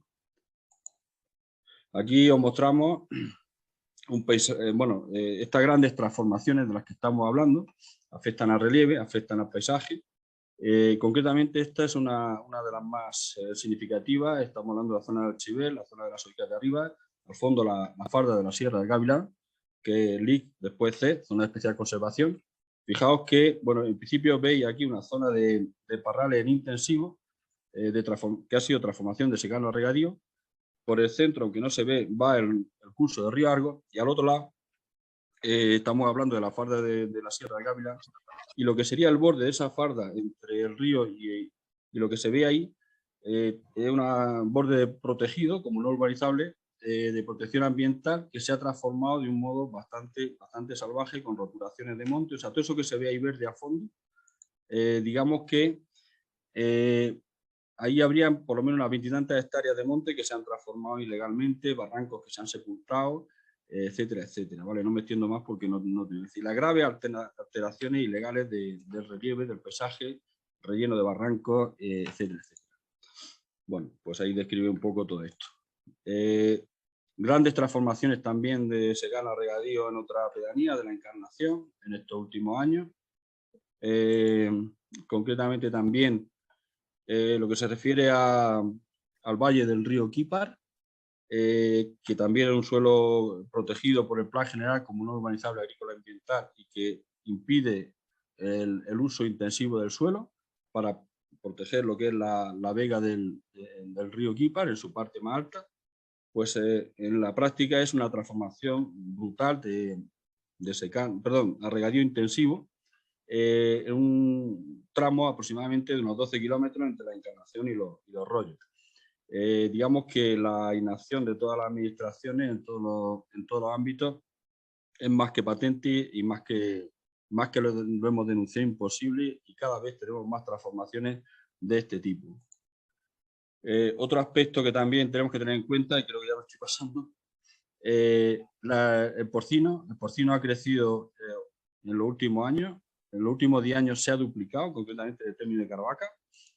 Y deciros que, bueno, aquí hemos ido recogiendo tablas de datos, concretamente para el control de nitratos, el que hemos hecho en los 2 últimos años, y observamos, bueno, aquí se me mete algo que me está pidiendo ver. Perdón. Deciros que, por poner una muestra, hay una de las fuentes de Barranda, en el 2015, que tenía octubre de 2015 tenía unos 45 miligramos litros. En el 2021, en junio, tenía 84, y a finales de agosto del año pasado, 117 miligramos litros. Es decir, se ha cuatriplicado desde 2015 hasta el verano pasado el nivel de nitrato. Bueno, eso es una tónica general en la mayoría de las fuentes y manantiales de Caravaca. De Caravaca y de la zona que hemos controlado. Deciros que, ya por resumir, que empeoran un 86% de las fuentes o ríos muestreados de la comarca, un 86%, y que en 12 de las 17 fuentes muestreadas se supera ampliamente el máximo de nitratos permitido, en torno a un 70%. El 70% de las fuentes están contaminadas en la zona entre Caravaca, el Cejín y Bullas. Bueno, deciros que, como mensaje final, que el extractivismo convierte al noroeste murciano en el nuevo campo de Cartagena ante la inacción de todas las administraciones. Bueno, creo que ya me he pasado el tiempo. Muchas gracias. Muchas gracias, Alfonso. Vamos entonces con la cuarta y última presentación de esta segunda parte, que es la de Javier Martínez Dalmau, y que nos va a hablar de la aplicación de un modelo agroeconómico para la gestión sostenible de los recursos hídricos en zonas áridas y semiáridas. Cuando quieras, Javier. Hola, buenas tardes. Voy a compartir, a ver si encuentro aquí.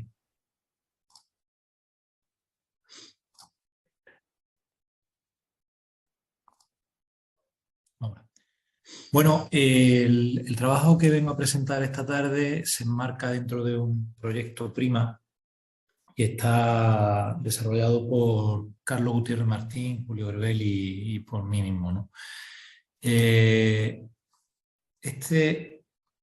Como todos sabemos, se enmarca, bueno, al ser un proyecto PRIMA, se enmarca dentro de la cuenca mediterránea, que es una de las cuencas del mundo con mayor riesgo debido a los cambios climáticos que estamos sufriendo, y concretamente los litorales meridional y oriental de la cuenca son los más vulnerables porque tan solo cuentan con el 2 y el 4% respectivamente de los recursos hídricos de la cuenca. Además que desde el lado de la demanda están incrementándose la presión, pues por la superficie de cultivo en régimen de regadío que está incrementándose, por el turismo, por el sector industrial, por el aumento de población en determinadas zonas, etc. Todo eso ha hecho que decidamos escoger 3 casos de estudio que son el campo de Dalía en España, el Azraq Basin y Zarqa de Jordania y el Yad del Med del Líbano. En el caso de español, pues la comarca del campo de Dalía, como sabéis, se ubica en el suroeste de la provincia de Almería y es una planicie que cuenta con numerosos acuíferos que recogen las filtraciones procedentes de las sierras de Gádor, Adra y Sierra Nevada, y la principal actividad económica de la comarca es el cultivo de hortaliza bajo invernadero. Es una famosa foto que desde un satélite pues, se ve el mar de plástico que supone estas más de 20.000 hectáreas y que es la mayor concentración de invernaderos de Europa. El caso de Jordania, la Azraq Basin es una cuenca que se localiza en la zona centro-oriental de Jordania y que se caracteriza por todo el suministro de agua viene de un acuífero que tiene una sobreexplotación bestial, pues está en un 242% por encima de su tasa de recuperación. Fundamentalmente utilizado para riego agrícola, para el abastecimiento urbano y también para reponer agua de una zona natural, humedal, que tiene gran interés turístico y por eso pues, se está intentando mantener. El mayor problema que tiene aquí es el descontrol gubernamental y además que el agua se está utilizando para explotaciones fundamentalmente de olivar que son muy poco rentables o en algún caso no rentables, pero que se utilizan con carácter especulativo pues, para asentar, para consolidar la propiedad de la titularidad de la tierra. Y por último, el caso del Líbano. Iyad Balmek, que es una ciudad que está situada en el valle libanés de la Bekaa, al noreste del país. Y aquí los principales problemas son el aumento exponencial de la población debido a los refugiados sirios que han aparecido, por desgracia, en la ciudad, por desgracia digo, por los problemas que tienen los sirios, que tienen que emigrar de su país, y a la mala gestión de una planta de tratamiento que hay en la ciudad y que no solo no está ayudando a aumentar la cantidad disponible de agua, sino que está perjudicando la calidad de la que ya hay disponible. Bueno, los materiales y métodos que hemos utilizado, han sido, resumiendo básicamente, lo divido en tres partes. En primer lugar, hay que hacer una labor de caracterización de la actividad económica agraria de la zona, muy centrado en su aspecto de demanda ideológica, pero también teniendo en cuenta, por supuesto, todos sus aspectos económicos para medir las máximas variables posibles.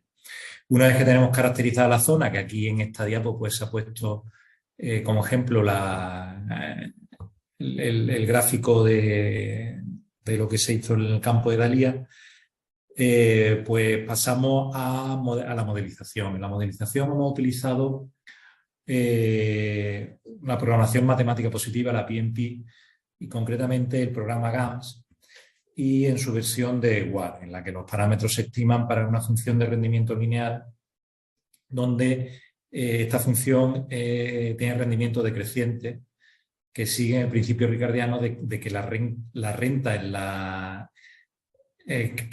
primeras que se utilizan son las de mayor rendimiento, es decir, cuando va desapareciendo, o sea, los primeros agricultores que desaparecen, pues por falta de algún recurso, pues son aquellos agricultores que tienen una menor habilidad o que sacan un menor rendimiento, tienen una peor capacidad para obtener su producción, ¿no? Y una vez que tenemos calibrado el modelo, pues ya empezamos a jugar con escenarios de simulación y vemos qué resultados obtenemos y analizamos esos resultados. Bueno, pues pasando ya a la parte de resultados, en el campo de Dalía, bueno, básicamente en todos los casos de estudio se han simulado 4 escenarios: disminución progresiva del agua disponible, se ha establecido una tarificación water pricing, y se ha también simulado un escenario de uso de fuentes alternativas de agua, como agua desalinizada y agua depurada. Y por último, se ha hecho un escenario de pérdida de calidad del agua, fundamentalmente porque en el caso de Dalía es uno de los mayores problemas que tienen, porque al sobreexplotar los acuíferos se está produciendo una intrusión de agua marina que lo que está haciendo es salir, pues, empeorando la calidad de los acuíferos, ¿no? Entonces, viendo qué es lo que ocurre. Bueno, pues como resultado más significativo y muy brevemente, porque se agota el tiempo, en el caso de la disminución progresiva del agua disponible, en cuanto al empleo, pues por término medio, a medida que se va abandonando la superficie cultivada, pues se pierden 234 días de trabajo contratados por hectárea abandonada. Y, por ejemplo, una disminución del 20% del agua disponible supondría la retirada de 2.900 hectáreas cultivadas, lo cual implicaría unos 7.000 jornaleros en una temporada, ¿no? Y además vemos como los agricultores, a medida que se va limitando la disponibilidad del agua, pues como es lógico, se dedican a aquellos cultivos más rentables, los que tienen una mayor experiencia, que concretamente son el tomate y el pimiento.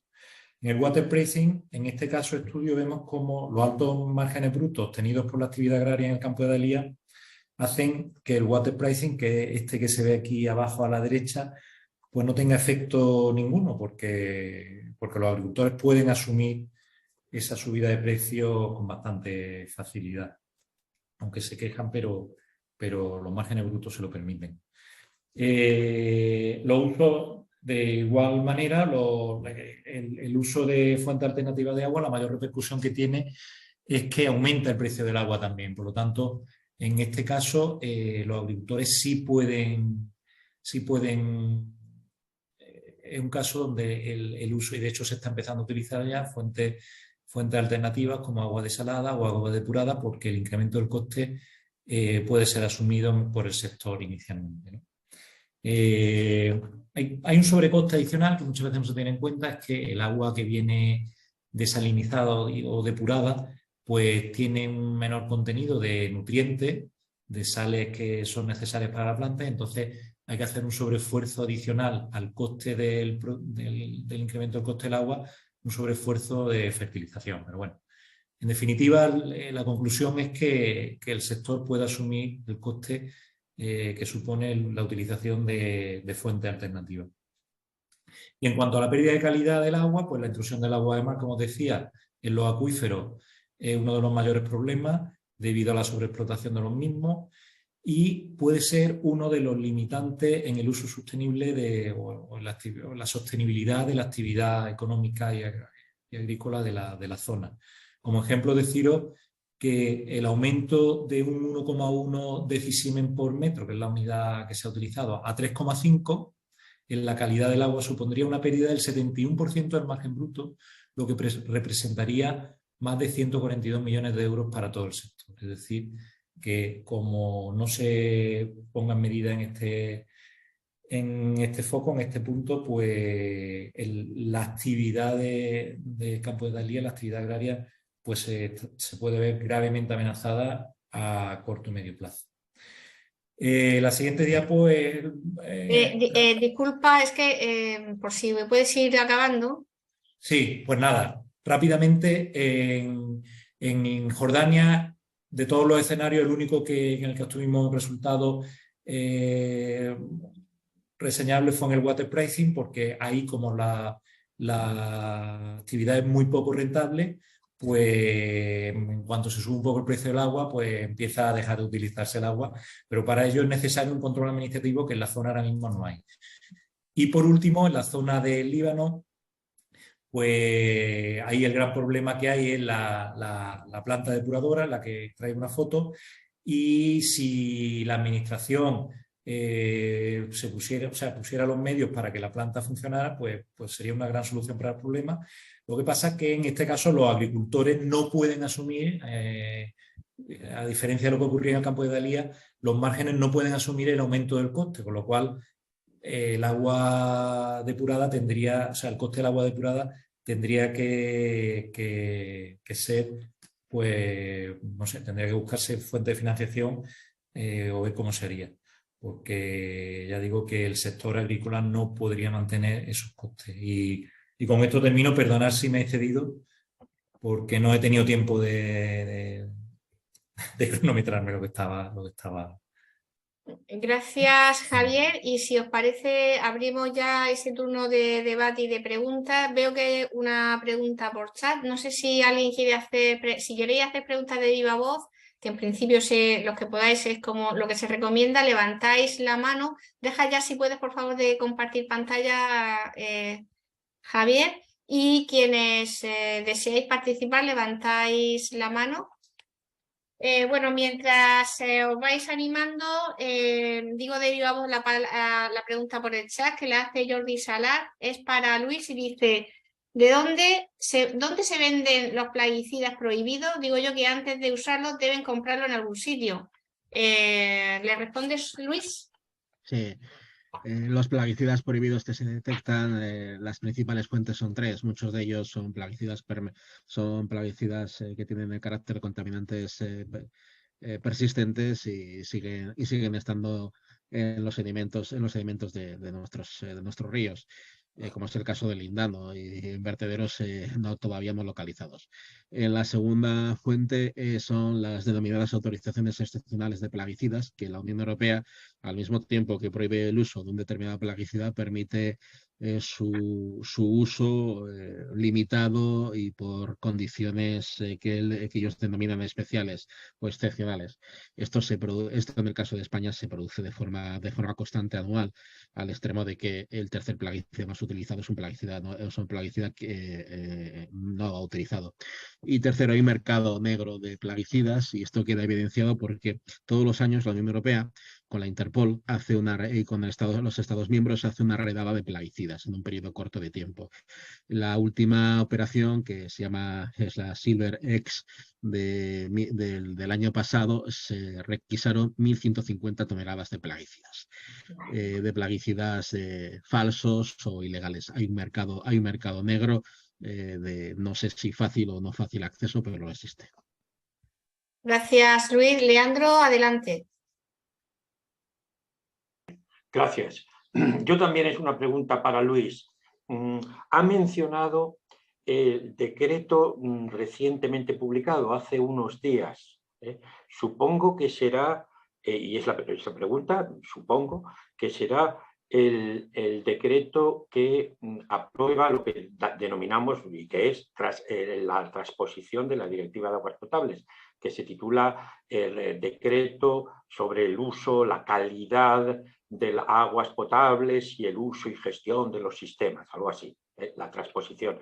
Entonces la pregunta es, si esto es cierto, que supongo que lo será, sí, la pregunta es, ¿en qué medida esta nueva reglamentación, este nuevo reglamento, afecta al problema que ha planteado? Que me ha parecido entender que uno de los aspectos en los que se centra dicho problema es que las analíticas son mucho más desproporcionadamente más aplicadas a fitosanitarios no autorizados que aquellos autorizados, ¿no? ¿En qué medida, de qué manera esta nueva reglamentación afecta a este o a los restantes problemas sobre los que ha tratado su intervención, Luis? Muchas gracias, Leandro. Sí, es el Real Decreto 3 del 2003, es la transposición de la última directiva de agua de consumo humano. Este Real Decreto, como el anterior, es un buen Real Decreto, es mejor, pero todo depende de cómo se implemente. En cuanto al tema de plaguicidas, sí pone unas normas más estrictas y diferenciadas para el tema de plaguicidas no autorizados, pero todo va a depender de cómo las administraciones públicas y el Ministerio de Sanidad encare aquello que se analiza. No cambia nada el paradigma anterior, porque el Real Decreto anterior ponía bien claramente que se tenía que analizar aquello que era susceptible de contaminar las aguas de las zonas de abastecimiento. Sí tiene un enfoque, como tiene el enfoque de la directiva, un enfoque mucho más preventivo, en cuanto se obliga a una evaluación, a unas evaluaciones, identificaciones del riesgo. 3 identificaciones del riesgo, una de ellas se especifica de las zonas de abastecimiento. Esperemos que sea efectivo, pero tengo mis dudas. Gracias, Luis. Intervengo yo también. En relación con lo que lo que has planteado, Luis, es solamente un comentario. Me parece enormemente preocupante. Yo creo que centrarse en el agua para abastecimiento humano tiene una importancia clave por 2 razones. La primera es porque es algo que nos está afectando directamente a la salud de todos nosotros y nosotras. Y en segundo lugar, porque poner el foco en algo que tan íntimamente está ligado al ciudadano, a cualquier ciudadano, viva en el campo, viva en el medio urbano, y a nuestra salud, pues yo creo que es una manera también de lograr, digamos, digamos que escale la concienciación y la preocupación, digamos, de la ciudadanía por la contaminación por pesticidas y plaguicidas de origen agrícola. Y solamente quiero decir que aquí hace ya muchos años se hizo en el campo de Cartagena, me parece, o en general en Murcia, estudios epidemiológicos, y ya salía que teníamos en las capas de los niños valores por encima de la media de distintas enfermedades que están asociadas, digamos, a disruptores endocrinos, y que eso se debe en buena parte precisamente por los plaguicidas utilizados en los regadíos intensivos y demás. Entonces, simplemente que me parece fundamental que divulguéis desde los autores de Ecologistas en Acción ese informe, y lograr que amplias capas de la ciudadanía, digamos, pues sean conscientes de ello y en ese sentido se movilicen. Y tenía una pregunta para Alfonso. Si lo he entendido bien, el ejercicio que habéis hecho de muestreo de nitrato ha sido un trabajo, digamos, participativo, ¿no? Que quizás encajaría dentro de lo que ahora se llama ciencia ciudadana. En ese sentido, pues me parece un ejemplo pues súper interesante, ¿no? de ciencia ciudadana. Y aquí, y ligando un poco con lo que se ha estado aportando de si en los regadíos eficientes o los regadíos tecnificados realmente ahorran o no ahorran agua, hay que decir que todos estos nuevos regadíos de la comarca del noroeste en general y de Caravaca en particular es riego muy tecnificado. Entonces, de alguna manera, es un ejemplo que viene a demostrar que no es cierta esa asunción lineal de que el riego tecnificado es un riego eficiente, o al menos en todo caso es un riego que también puede generar situaciones de sobreexplotación, como ha ocurrido en la comarca del noroeste.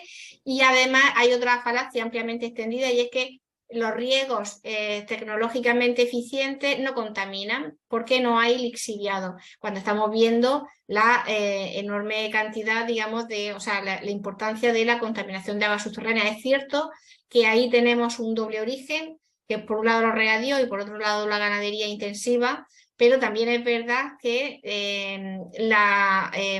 digamos, la ocupación del territorio por ganadería intensiva es un fenómeno muy reciente, y que antes de que hubiese esa colonización, yo no sé, Alfonso, si me equivoco me corrige, bastantes años antes de que hubiese esa segunda colonización del noroeste por ganadería intensiva, teníamos ya problemas de contaminación por nitrato en los acuíferos que solamente podrían ser atribuibles a esa ampliación de regadío. Por lo tanto, regadío tecnificado no es igual a no haber problemas cuantitativos con el agua, y desde luego no es equivalente a si el regadío es tecnificado, entonces significa que no hay lixiviaciones contaminantes, ¿no? Y solamente una pregunta, Alfonso. Sí. ¿Quiénes habéis participado? ¿Esto ha ayudado a que la gente tome conciencia? ¿Hay más movilización o más concienciación ahí en la zona de Caravaca a raíz de haber hecho este trabajo? Bueno, pues creemos que sí, o por lo menos eso hemos intentado, ¿no? Que las dos campañas que hemos hecho de medición de nitratos, mucho más allá de lo que controla la Confederación Hidrográfica del Segura, es decir, muchos más sitios, muchos más puntos, muchos más nacimientos y muchos más puntos de los ríos, concretamente Argo y Quípar, y que a su vez pues lo hemos vertido a la prensa y le hemos dado traslado a los ayuntamientos de la comarca, sobre todo a los que la afectación es más grande. Y bueno, pues también este año hemos hecho pues unas acciones ya concretas o movilizaciones concretamente para darle la máxima visibilidad y difusión a este problema, que consideramos que es gravísimo y que cada vez va a peor. Concretamente, pues este verano pasado hicimos dos marchas, dos rutas, bueno, y el año anterior también, es decir, hicimos otra ruta, el año anterior, el año 2021 hicimos una por la zona de Orchiver, sobre todo, y el año pasado pues, hicimos dos, concretamente centrándonos en fuentes y ríos, invitando a participar a todas aquellas personas y colectivos sensibilizados con este problema, ¿no?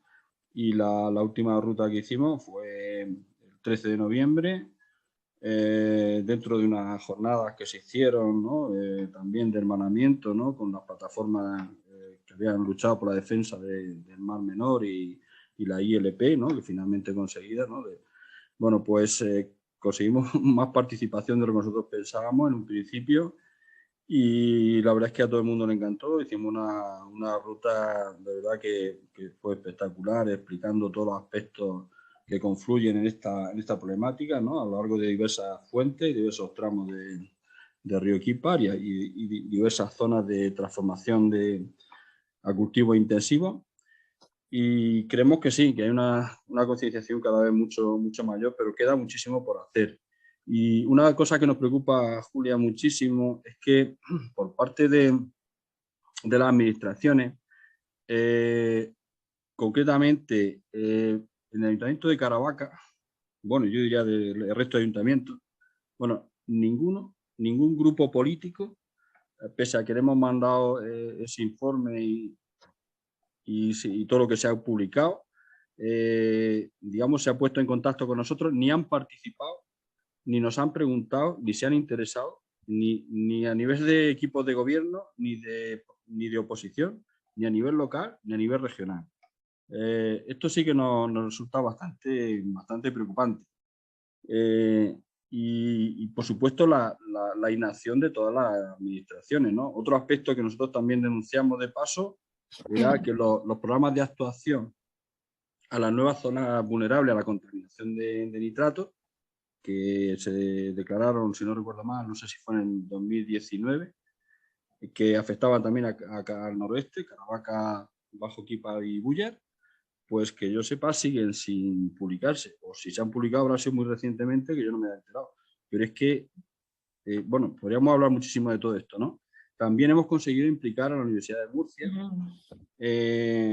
la Facultad de Biología, el Departamento de, si no me equivoco, de Ecología e Hidrología, que hicieron un muestreo de invertebrados para analizar la calidad ecológica del río Equipar en 2021, en septiembre de 2021, y ya salía un estado deficiente de la calidad del agua del río Equipar y del río Argos. Es decir, que y estamos pendientes, ya con esto termino, de que pongan si esperemos que salga adelante, un plan de seguimiento por parte de bueno, pues de la Universidad de Murcia y en colaboración con la Complutense, de seguimiento de la zona del noroeste, de estos ríos Equipar, Argos y de los nacimientos más afectados. Gracias, Alfonso. Y tiene la palabra Ricardo. Sí, hola. Entonces, quería simplemente apostillar esta idea que se ha comentado de cómo es posible que siga habiendo contaminación de nitratos y de pesticidas después de las modernizaciones, ¿no? Porque el caso del goteo es el más habitual. Se considera que son intrínsecamente positivas medioambientalmente porque permiten controlar ese lixiviado, permiten controlar las dosis y evitar que vaya mucho más allá del alcance de las raíces. Y aquí hay una falacia que quiero explicar brevemente, si puedo. Y es que efectivamente las mediciones y lo que estamos encontrando en los estudios de campo es que los kilos absolutos, las toneladas de fertilizante o de pesticidas que se vierten a los cauces son menores. Y entonces de ahí deducimos que estamos contaminando menos, ¿no? Gracias a esa tecnología. Pero ¿qué sucede también? Que en todos esos sistemas tecnificados, y cuanto más tecnificado y cuanto el riesgo es más de precisión, los retornos son menores. Y lo que encontramos es que la concentración de los retornos es bastante mayor. La salinidad que se mide y concentraciones de nitratos se mantienen o superan los valores de antes de la modernización. Entonces, los kilos son importantes, pero la concentración del lixiviado también. Y si en el proceso de modernización no hay un rescate de caudales, no hay una disminución de retornos que se compensa con agua, digamos, limpia para poder realizar esa dilución, al menos si los retornos y los lixiviados vienen altamente concentrados, pues al menos diluirlos con el agua que no usamos. Claro, si resulta que esa agua no usada se utiliza para intensificar o para ampliar regadío, ya no hay caudal de dilución. Por ponerlo de forma más gráfica, en muchos tramos de ríos, en muchas cuencas a nivel nacional, los caudales ecológicos, que son muy exiguos y que están encima presionados a la baja, véase el caso del Tajo, se conformarían en verano, en estiaje, con los simples retornos de los sistemas de río. Entonces encontraríamos que los caudales ecológicos, vamos a encontrar, están conformados por la suma de lixiviados altamente concentrados de las áreas altamente intensificadas y modernizadas. Con lo cual, no hemos mejorado en calidad. Entonces, atención, el discurso de muchos amplios, incluso científicos, se establece en toda la bondad de la modernización per se en cuanto a disminución de la contaminación y esgrimen la bandera de los kilos de nutrientes vertidos. Atención, dígame usted también la concentración. Y con eso concluyo, porque por esa regla de 3, la medida más ecológica para evitar la contaminación del mar sería evitar que los ríos desembocasen en el mar, ¿no? Por esa regla de 3, si no pasa agua por los ríos, pues en el mar no saldrán contaminantes, ¿no? Entonces, llevado al extremo el razonamiento de los kilos, pues llegaríamos a ese absurdo. En consecuencia, hay que vigilar enormemente esa concentración, porque esa es la razón por la que sistemas que tradicionalmente desde el principio han nacido hipertecnificados y con toda la tecnología desde sus orígenes, no han evitado la contaminación difusa. Al contrario, tienen, por este mecanismo que os explico, zonas muy contaminadas porque tienen lixiviados muy concentrados, aunque los kilos pues sean menos. Sí, yo quería comentar, efectivamente, bueno, y como también ha dicho Julia, ¿no?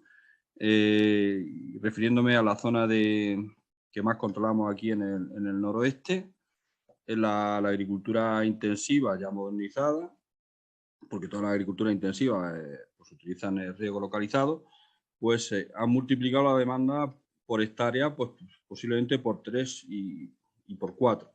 Es decir, si las concesiones por hectárea de la Confederación Hidrográfica de Segura, los sondeos, rondan los 5.000 metros cúbicos hectárea y año, pues lo han podido perfectamente triplicar, puesto que hacen hasta 3 ciclos de cultivo, yo diría que incluso 4, en esta zona, ¿no? Que por las temperaturas que cada vez son más en invierno, ¿no? más suaves y las variedades adaptadas también a este clima, pues están todo el año sembrando, con lo cual en el mismo, bueno, y aparte que es una agricultura que no se utiliza la rotación de cultivos, dejar una parte en barbecho, etcétera, etcétera, pues el uso intensivo del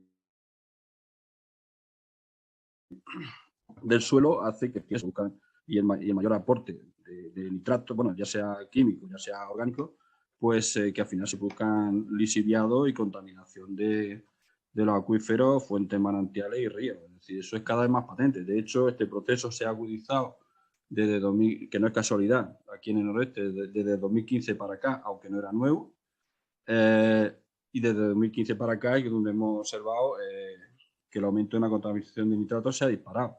Y no es casualidad que sea de 2015 para acá, coincidiendo con la sopa verde del Mar Menor, con la reducción de aportes de trasvase y Tajo Segura a la zona del campo de Cartagena, etcétera, etcétera. Con lo cual, pues, efectivamente, la modernización de regadío ha traído justamente todo lo contrario por la intensificación del uso del agua. Gracias, Alfonso. No sé si alguien tiene alguna otra pregunta o intervención, si no ya lo dejaríamos aquí. Sí, yo tendría, si hay tiempo para ello, sí, claro. Una pregunta para Javier. Que está ahí todavía, ¿verdad? Javier Martínez, sí. Sí, hola Javier. Hola, Leandro. Buenas tardes. Mira, más que los resultados, el planteamiento preliminares de tu exposición sobre la identificación, ¿no? de esta regla ricardiana de retirada, de reducción de regadíos menos rentables, menos eficientes económicamente ante el endurecimiento de las condiciones, ¿no? La reducción de beneficios, el encarecimiento, ¿no? Claro, me ha parecido muy interesante eso como una posibilidad de aplicarlo al estudio precisamente de los efectos que este proceso está produciendo y producirá más en el futuro desde el punto de vista social y territorial, ¿no? Claro, por ejemplo, desde la lógica del debate muy interesante que se produjo en el Congreso, con presencia de Eduardo López, como sabes, el secretario de organización de COAC, que está desarrollando UPA también, pero especialmente COAC, no digamos, claro, otros sectores, digamos, más alternativos, ¿no? Como los que allí en el Congreso pudo representar Ángel Calle, a quien seguramente conocerás también, porque era profesor de Sociología de Córdoba, en donde, claro, nuestra preocupación, también la mía, que comparto, ¿no? Es precisamente estos efectos, digamos, de las lógicas económicas. Y vuestro trabajo, aplicado en este sentido, es una herramienta, claro, para identificar estos procesos desde un punto de vista, digamos, de prevención, un punto de vista crítico respecto a sus consecuencias y, por tanto, de prevención y de elaboración o identificación de consecuencias y, por tanto, también alternativas o propuestas de medidas para paliar esto. Un poco te quería plantear esto para ver qué te parece o qué... Sí, ¿Qué te sugiere? ¿Qué te sugiere? Gracias, Leandro. Mira, la PNP, la programación matemática positiva, la PNP, se utiliza en modelos, está ampliamente utilizada en modelos hidroeconómicos.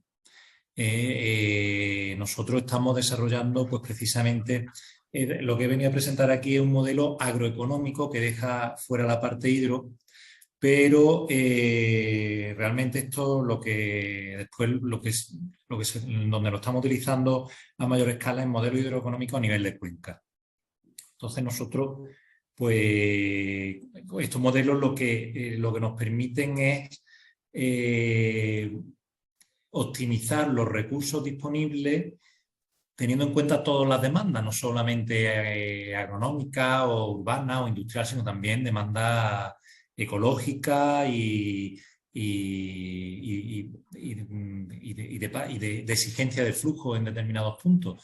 Entonces, estos modelos nos permiten pues, unir a todas las variables que podemos conocer de este tipo, pues la variable espacial, ¿no?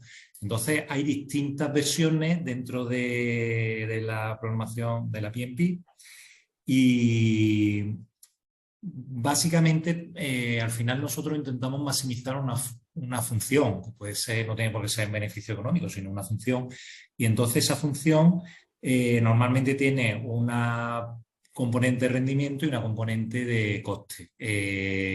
La función en la PNP que hemos empleado aquí se centra en la función de rendimiento y bueno, Ward lo que desarrolló pues fue precisamente eso, fue un mecanismo, una expresión matemática que lo que al final reflejaba era que cuesta mucho incrementar terreno de superficies cultivadas de nuevos cultivos porque, bueno, está muy focalizado en el tema agrícola porque al final es el sector de mayor demandante de agua, ¿no? Y entonces cuesta mucho aumentar terreno porque se entiende, la expresión matemática no es esta, pero la interpretación que nosotros hacemos social de la función es que se entienden que los nuevos agricultores son menos, o sea, los profesionales que ya están son los que tienen la mejor expertise y el mejor conocimiento. Entonces, cuesta mucho que, no una simple expresión de optimización del beneficio, sino que hay una componente que incorpora pues, esos rendimientos decrecientes que exponía o que esbozaba en la presentación, ¿no? Entonces, tanto para el aumento de superficie cuando hay un mayor recurso o cuando se favorecen las condiciones de un determinado cultivo, como para la disminución de superficie cuando faltan esos recursos y hay que repartir el agua disponible de la manera que sea, pues se tiene en cuenta esos rendimientos decrecientes que exponía. Y por supuesto es muy útil pues, para determinados análisis no solo agroeconómicos, sino hidroeconómicos. Está ampliamente utilizado y se está ampliando el conocimiento de estos nexos, de estas variables a través de estos modelos, ¿no? Muy bien. Gracias, Javier. No sé si alguien más tiene alguna pregunta y si no, pues lo dejaríamos aquí. Vale, bueno, pues entonces queda solamente daros las gracias a todos y todas, tanto a los que habéis presentado las comunicaciones como a los que habéis asistido para escucharlas. Y con esto quedaría, digamos, cerrada las sesiones de comunicaciones, también en este caso online, del Congreso. Una cosita que me ha... Sí, un segundico, ¿no? Que me gustaría decir, ¿no? Que nosotros desde el Noroeste consideramos la situación tremendamente preocupante y siempre hemos lanzado la misma pregunta, es decir, ¿en qué frente y de qué manera podemos o debemos actuar para parar este proceso, esta deriva, de tal manera que no lleguemos a una situación de deterioro y de colapso de los sistemas acuáticos y ecosistemas del noroeste, bueno, diría del noroeste y del resto de la región, pero que no terminemos en un escenario como ha terminado la Laguna Salada, ¿no? Esa es la gran cuestión que planteamos y no le encontramos la solución ni la respuesta. Tiene que venir de la movilización ciudadana, eso es lo que sería mi opinión también, ¿no? De todo, de la normativa, pero la concienciación ciudadana es fundamental para que realmente las cosas se muevan y para que se cumpla la ley. Bueno, pues si os parece lo dejamos aquí con esas últimas palabras y esa última preocupación, ¿no? De lo que está pasando en el noroeste, que es un ejemplo de lo que está ocurriendo en muchísimos otros sitios. Y lo dicho,